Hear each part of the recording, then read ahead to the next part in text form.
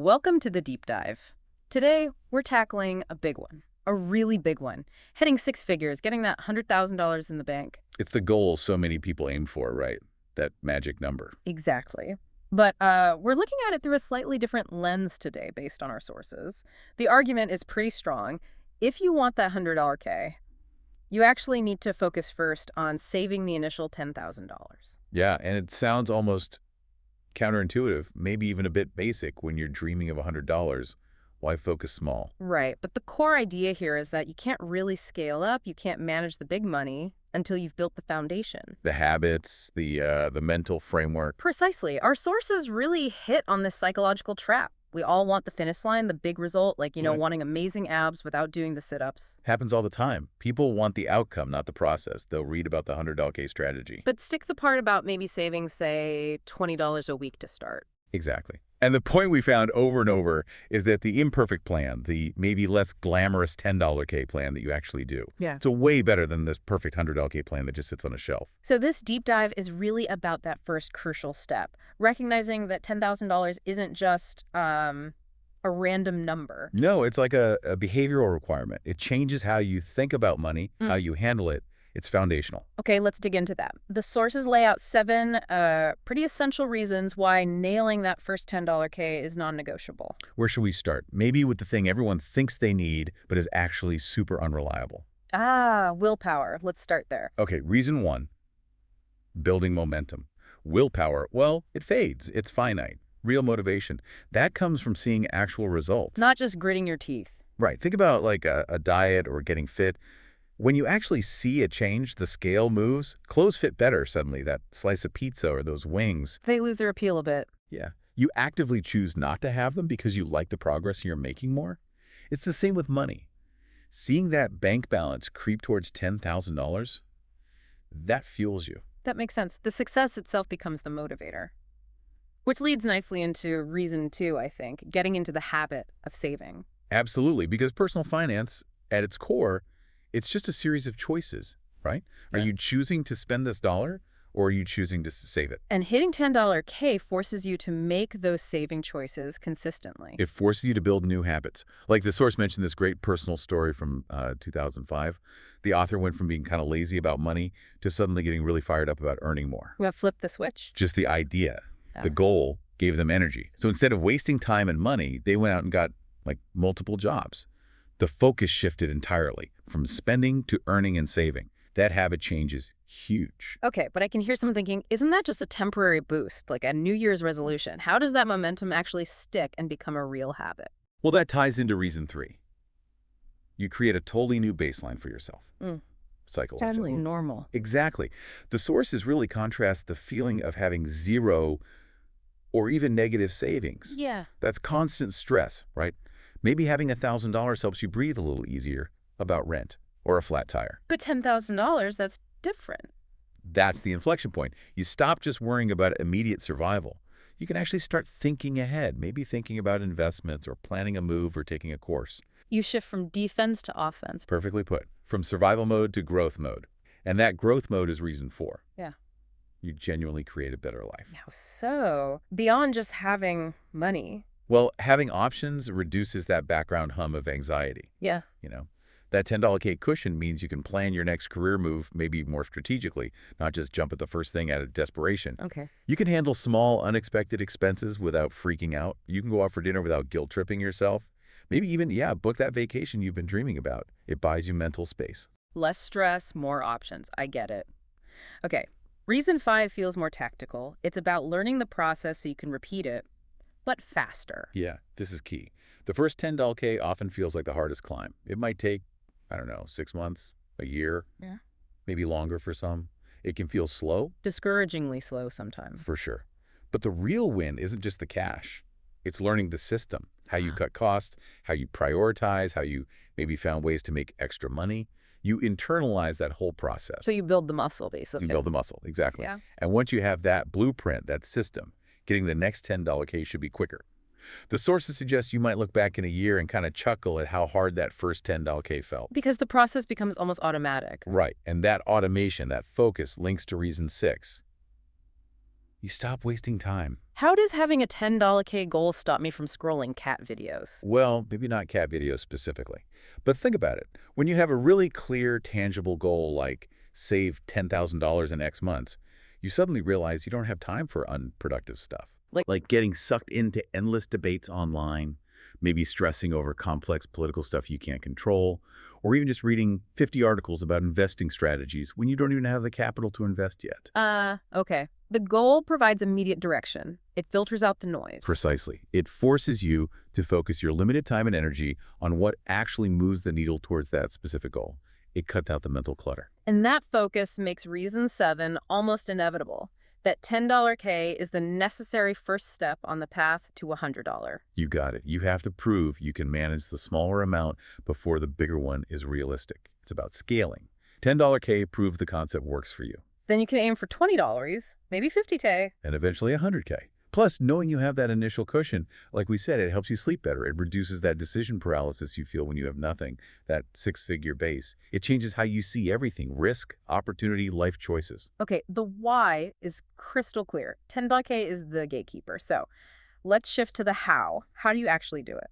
Right. And the sources don't shy away from the cliches here, crawl before you walk. Journey of 1,000 miles starts with one step. All that stuff. But it's true. The goal isn't some perfect, complex system right away. It's just starting.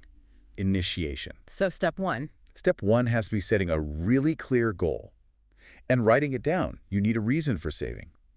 Is it $12,000 for a down payment? Is it wiping out $14,000 in credit card debt? Buying a specific thing? Why is the reason so important? Because if you don't give your money a job, your brain will absolutely find ways to spend it on random stuff. Define the purpose. Write it down. Look at it often. Makes sense. Step 2 sounds intense. Work ruthlessly. What does ruthlessly mean here? Not just working 80 hours a week, presumably. Not necessarily about hours, no. It's about ruthlessly cutting out the things that drain your time and energy without moving you towards that $10K goal. Okay, like what specifically? The sources mention things like hours spent waiting in line for some trendy new club or restaurant, energy wasted stressing over conspiracy theories online, getting dragged into every argument on your social media feed. So identifying your personal time sinks. Exactly. For this focused period, maybe 6 months, if it doesn't help you reach $10, it gets cut ruthlessly. All right, cut the friction. Then step 3 is finding your strategy right, because there's a million ways to manage money out there. Oh yeah, tons of advice. Extreme saving, maxing out income, complicated budgeting. It can be overwhelming. The key is finding a plan, even an imperfect one, that you can actually stick with consistently. And this is where the sources mention some interesting kind of proprietary names for strategies people use. The Cancun technique, Houdini system, YOLO system. What are those about? Yeah, these are sort of internal frameworks people adopt. The Cancun technique. Think of it as like super aggressive, laser-focused saving for a specific, exciting reward. Like saving for a trip to Cancun. Pretty much. Or maybe paying off a specific debt fast. You cut everything non-essential, live super frugally for a short burst because you're intensely motivated by that near-term reward. It's a sprint. A possibly painful sprint, but short, with a big payoff realization. Okay, so that's the sprint. What about the Houdini system? Sounds mysterious. Houdini is all about making the money disappear before you even see it, before you can touch it or budget with it.